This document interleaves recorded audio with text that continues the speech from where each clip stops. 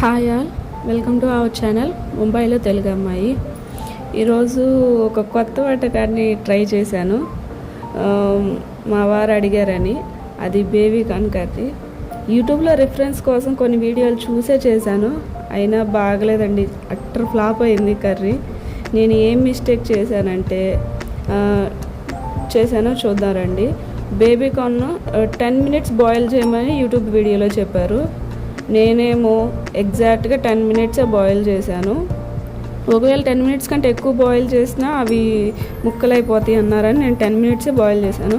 కానీ అవి ఉడకలేదు. ఏం చేస్తాం, అది బాగలేదు. అది సరేలే,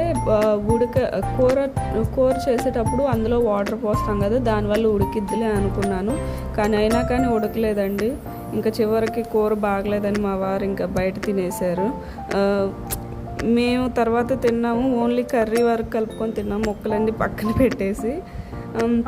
ఒకవేళ మీరు కనుక ఈ కర్రీని మీరు కనుక ట్రై చేశారనుకోండి, అట్లీస్ట్ బేబీ కార్న్ని కుక్కర్లో 2 whistles పెట్టుకొని ఆ తర్వాత ఇందులో వేసేయండి.